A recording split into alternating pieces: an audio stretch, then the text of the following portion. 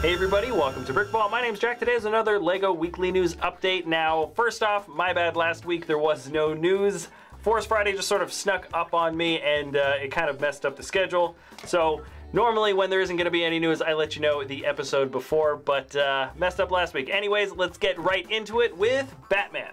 That's right, this week on LEGO's Facebook page, they revealed 3 new sets for the Batman LEGO movie, for the LEGO Batman movie, and they look awesome. This first one we're looking at here is called Batcave Break-In 70909. There's a lot of cool stuff going on. We've got a great build for that awesome bat-shaped bat computer. Batman's Batboat is looking really sleek. Penguin's rubber ducky machine has definitely improved since the last time we've seen one, as well as the minifigure. And interestingly enough, we don't have any LEGO-built penguins this time, but instead an individual penguin mold. Personally, I prefer the LEGO-built ones, but definitely the highlight for me, and I think for a lot of people in this set, is that Batman comes with 3 alternate suits. One is the Scuba Batsuit, the Raging Batsuit, and the Batpack Batsuit. Certainly gonna have to start making a lot more space on our minifigure board for our Batmans, especially when you find out that this set is coming out pretty darn soon. LEGO has said it will be available on November 27th this year. Also, another set that's going to be available on this day is the Mr. Freeze Ice Attack 70901. It's got Batman. You get a closer look at his utility belt that he gets around his waist now.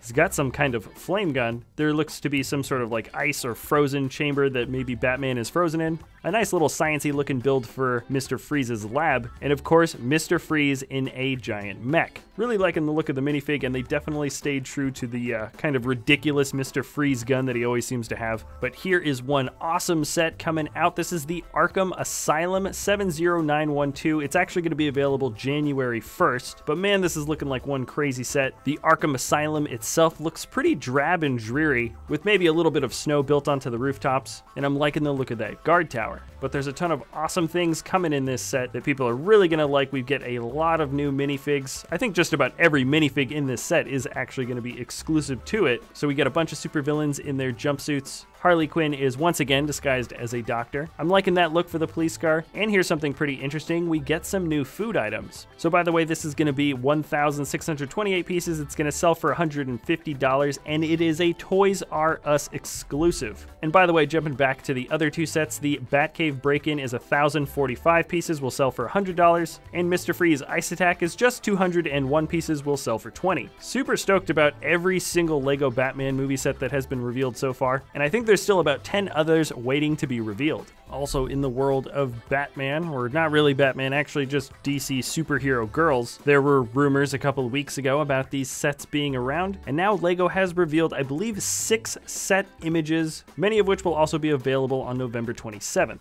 I think this is the first time LEGO has produced mini doll figs in the superhero realm, and this is pure speculation, but I have a feeling this line might do pretty well. I'm gonna go through these sets just a little bit quicker than the other 3. This first one here is Batgirl Batjet 41230. It's gonna retail for $25, and so far I don't see a part count for any of these sets.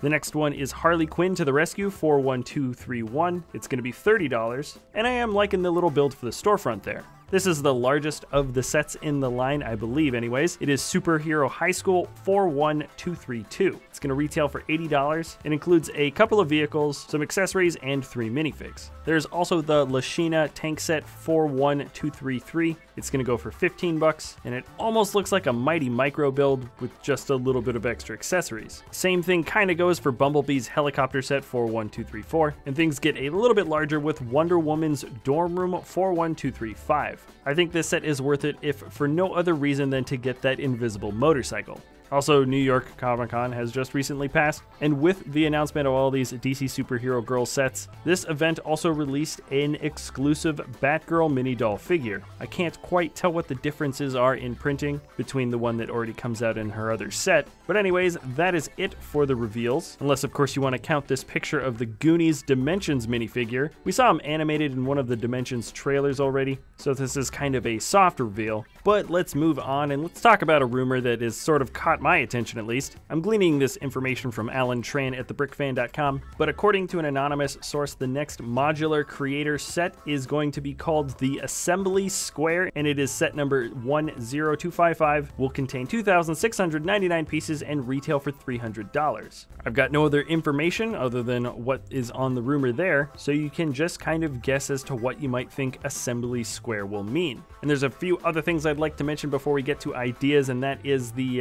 holiday countdown calendar is available now with $99 purchase at a LEGO store or online while supplies last. And if the supplies do last, then this offer is officially over by October 25th.